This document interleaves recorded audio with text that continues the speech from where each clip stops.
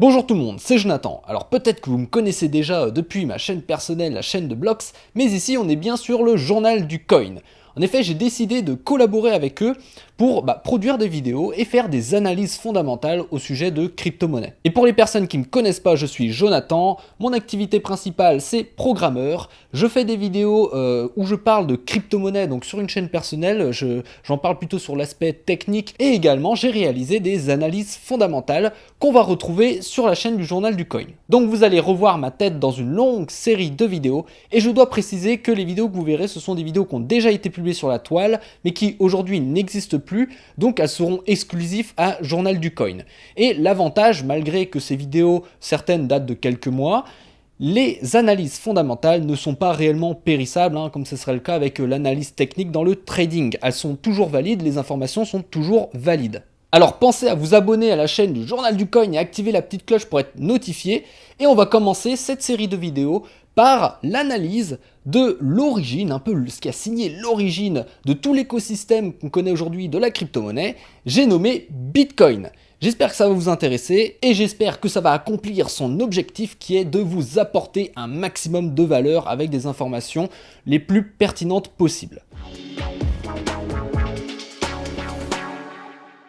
Aujourd'hui, on va parler de ce truc-là, je pense que vous connaissez, ça s'appelle Bitcoin. Alors cette vidéo, elle va s'adresser autant aux novices qu'aux personnes qui connaissent déjà bien Bitcoin, puisque je vais tenter de soulever des éléments intéressants, mais également de rappeler comment fonctionne Bitcoin concrètement. Tout a commencé en 2008. Une personne, ou plutôt un pseudonyme, Satoshi Nakamoto, a diffusé dans une liste de mails un livre blanc qu'il a appelé Bitcoin, un cash électronique en pair à pair. Le livre blanc a été diffusé dans une liste de mails qui appartient à un groupe cypherpunk. Alors les cypherpunk, c'est un groupe qui a une valeur commune et qui a un manifeste commun qui consiste à défendre la vie privée. Au début, les cypherpunk qui ont reçu du coup le livre blanc Bitcoin n'ont pas trop prêté attention, puisque beaucoup de choses circulent, beaucoup de nouveautés, de nouvelles idées circulent au sein de cette diffusion. Eh bien, Bitcoin a été un peu ignoré, mais ça n'a pas empêché Satoshi Nakamoto de travailler sur ce projet.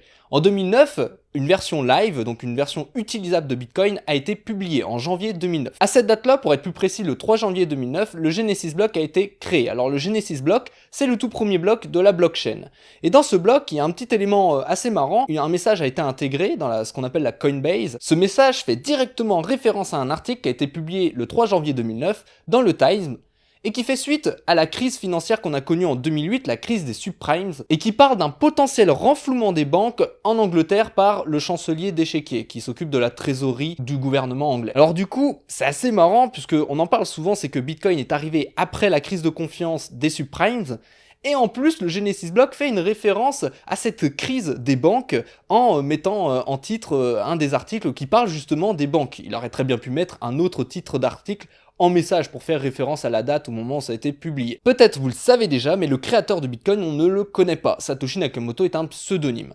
Il y a 3 noms pour lesquels on a des suspicions pour certaines raisons, et je vais en évoquer 3 parce que c'est intéressant. Le premier nom auquel on pourrait penser, c'est Nick Szabo, parce que Nick Szabo, bien avant 2008, du coup bien avant la sortie du livre blanc de Bitcoin, avait déjà travaillé sur un système qu'il avait inventé du coup, qu'il appelait BitGold. Et BitGold a beaucoup de semblances à Bitcoin. Le second nom auquel on pourrait penser, c'est Wayday. Wayday, c'est un cryptographe qui a travaillé sur un système qui intègre une preuve de travail. Donc là, c'était l'une des prémices de la preuve de travail qu'on voit aujourd'hui dans Bitcoin. Et le troisième nom, c'est Alphine, qui a travaillé sur un système qui s'appelle Hashcash, qui intègre également une preuve de travail qui ressemble fortement à celle qui a été intégrée du coup dans Bitcoin. L'objectif de Bitcoin est plutôt très clair, il veut faire ce que font les banques sans système de confiance, sans faire confiance à une institution, ça passe par un réseau décentralisé. Alors le fonctionnement de Bitcoin, on est sur une preuve de travail pour générer un consensus. Le principe de la preuve de travail, c'est de mettre des mineurs, ce qu'on appelle des mineurs, en compétition pour découvrir un nouveau bloc. Donc un bloc, c'est ce qui comporte des transactions. En l'occurrence, les transactions, ce sont des échanges de valeurs, des échanges de jetons Bitcoin. Le but de ces mineurs, c'est d'être en compétition pour créer un nouveau bloc. Alors pourquoi ils sont en compétition? C'est simplement pour récupérer une récompense qu'ils reçoivent lorsqu'ils découvrent un nouveau bloc. Alors un nouveau bloc est forcément découvert par un seul mineur. Aujourd'hui, on est à une récompense de 12,5 bitcoins par bloc découvert. Cette compétition est un jeu d'aléatoire, mais avec une probabilité de découvrir un bloc proportionnelle à la puissance de calcul d'un mineur. Un mineur, une machine vraiment pas puissante, peut découvrir un bloc. C'est juste qu'elle n'a pas beaucoup de chance lorsque d'autres mineurs ont énormément de puissance de calcul. C'est pour ça qu'aujourd'hui, on voit beaucoup de fermes de mineurs qui rassemblent énormément de puissance de calcul pour avoir plus de probabilité de trouver des nouveaux blocs et récupérer un maximum de récompenses. Un bloc est découvert toutes les 10 minutes. Alors ces 10 minutes là, ça vient en fait du calcul de la difficulté. Donc la difficulté, c'est la probabilité de trouver un nouveau bloc. Et à les calculer pour faire en sorte qu'on découvre un nouveau bloc toutes les 10 minutes à peu près. Il se peut qu'on trouve un bloc après 5 minutes, il se peut qu'on trouve un bloc après 50 minutes, ça peut arriver. Je sais pas si c'est déjà arrivé, mais ça peut arriver. Une transaction est considérée comme confirmée après 6 blocs. Ce qui veut dire qu'une transaction est considérée confirmée après 60 minutes, parce qu'un bloc correspond à peu près à 10 minutes. Aujourd'hui, derrière Bitcoin, il y a une entreprise qui s'appelle Blockstream. Donc c'est pas Blockstream qui a créé Bitcoin, qu'on soit clair, mais c'est une entreprise qui participe activement à Bitcoin et du coup qui finance certains projets relatifs à Bitcoin, et même parfois qui ne sont pas relatifs à Bitcoin, comme par exemple ils ont participé à des projets de la W3C. Alors je vais vous poser une question, est-ce que vous saviez qu'on peut développer avec Bitcoin, ou plus simplement est-ce que vous saviez qu'on pouvait créer des sortes de contrats intelligents avec Bitcoin? C'est quelque chose qu'on n'évoque pas assez souvent, mais avec Bitcoin, on peut développer grâce à son système de script qui utilise ce qui s'appelle le OP-code. Et grâce à ce système, lorsqu'on fait une transaction, on est capable de faire par exemple des calculs, ce genre de choses, de vraiment de programmer. Et d'ailleurs, lorsque vous envoyez une transaction, il y a un script justement qui sera exécuté par les mineurs. Il y a un code qui est inclus dans la transaction. Et là, je vous vois venir, vous vous dites, mais si avec Bitcoin on peut faire des contrats intelligents, à quoi sert Ethereum? Puisqu'Ethereum permet de faire des contrats intelligents. Bitcoin n'est pas optimisé pour faire des contrats intelligents puisqu'il n'est pas Turing complet. Pour comprendre pourquoi il n'est pas Turing complet, ça s'explique assez simplement, c'est qu'il n'est pas capable de faire des boucles, c'est-à-dire de répéter des fonctions. Pourquoi il ne peut pas faire ça? C'est pour des questions de sécurité. Et Ethereum, c'est vraiment la nouveauté qu'a amené Ethereum, c'est justement de faire un langage qu'on dit Turing complet grâce à Solidity pour les contrats intelligents. Mais il y a beaucoup de choses qui se développent autour de Bitcoin. Et je pense en l'occurrence à Rootstock. Rootstock, donc, c'est un projet qui n'est pas sur Bitcoin, mais qui est fait en l'occurrence pour Bitcoin. Il y a deux choses que permet Rootstock. La première chose, c'est ce qu'on appelle le two-way peg. Le two-way peg, c'est ce qui permet, à partir de Bitcoin, de pouvoir échanger des Bitcoins contre une autre crypto-monnaie plutôt semblable à Bitcoin. Donc par exemple, échanger des Bitcoins contre des Litecoin sans passer par un exchange comme Kraken ou quoi que ce soit. Et la seconde chose, c'est que Rootstock permet également de développer des contrats intelligents sur Bitcoin. Alors aujourd'hui, Rootstock, c'est en testnet, donc c'est encore en développement, mais c'est quelque chose qu'on va voir vite arriver, sûrement courant 2018, mais certainement en 2019. Et il y a un autre projet qui s'appelle le Lightning Network, que sûrement vous connaissez. Alors pour bien comprendre ça, c'est que d'abord, faut comprendre que Bitcoin ne permet que de faire 7 transactions par seconde. Visa, on tourne à peu près dans les 2000 transactions par seconde. Donc clairement, Bitcoin est encore loin du cash électronique qui permet d'échanger de la valeur aussi efficacement que Visa. Mais Lightning Network permet justement de solutionner un peu cette lenteur de Bitcoin grâce à un système très particulier que je ne vais pas évoquer ici, ça serait trop long, et qui permet en gros de créer des canaux de paiement et d'échanger de la valeur très rapidement. Et là on en revient à Blockstream, parce que Blockstream justement finance le projet Lightning Network. En mi-janvier, Blockstream a lancé des hubs, donc des hubs c'est des canaux de paiement pour utiliser le Lightning Network en live, c'est-à-dire donc en utilisation concrète, mais il précise quand même que faut considérer ça comme du test. Ce que ça veut dire, c'est que le Lightning Network commence un peu à se mettre en place et que courant 2018, on pourrait vraiment le voir émerger et le voir être utilisé un peu par tout le monde. D'autant que certains développeurs s'amusent à créer des outils autour de ça. Je pense à l'entreprise A5, une entreprise française. Pour les avantages et les inconvénients, comme toujours, je vais commencer par les avantages.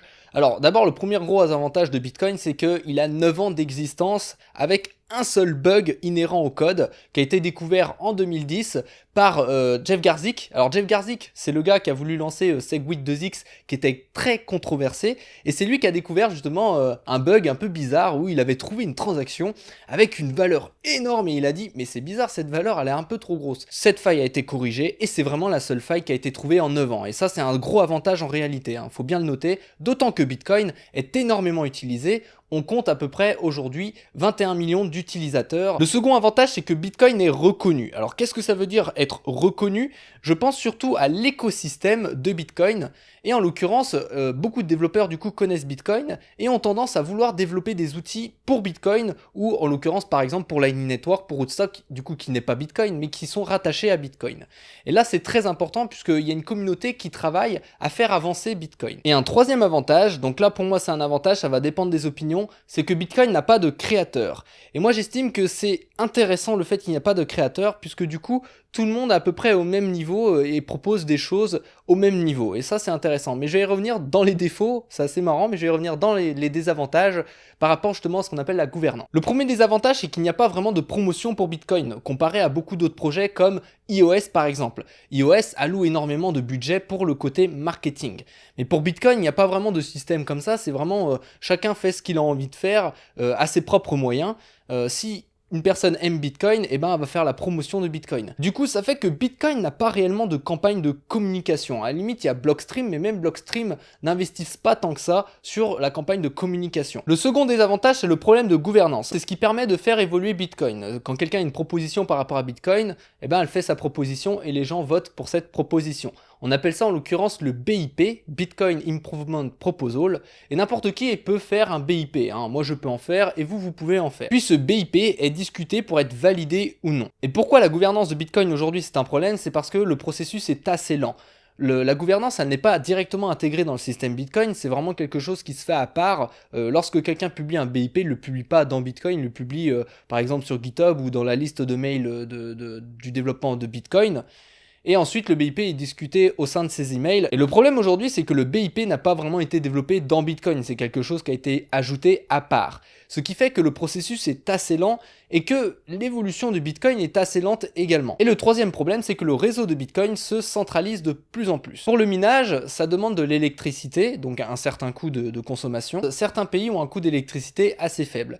Ce qui fait que, au fur et à mesure du temps, donc à partir de 2009 avec l'évolution, eh ben beaucoup de mineurs se sont installés en l'occurrence en Chine, puisque l'électricité en Chine n'est pas très élevée. On a une forte concentration des mineurs en Chine, mais également au niveau des acteurs, donc qui ne sont pas les mineurs. Alors un acteur, c'est quelqu'un qui télécharge toute la blockchain Bitcoin et qui participe à diffuser les transactions, en gros qui participe au réseau. Eh bien, il n'y a pas vraiment d'intérêt à être un acteur. En l'occurrence, moi j'utilise Bitcoin, mais je ne suis pas un acteur de Bitcoin. Je n'ai pas intérêt à utiliser Bitcoin, il n'y a pas de récompense, il n'y a rien, et ça prend de la ressource sur mon PC, hein, puisque mon PC doit faire de la diffusion, en gros il doit écouter ce qui circule au sein de Bitcoin, et en plus, on doit télécharger la blockchain qui pèse 160 Go, pas tout le monde a 160 Go à mettre dans son disque dur. Le nombre d'acteurs se perd, faute d'intérêt à être acteur au sein du réseau Bitcoin. Pensez à mettre un petit like, à vous abonner à la chaîne si ce n'est pas encore fait. C'était Jonathan de la chaîne des blocs, je vous dis à bientôt.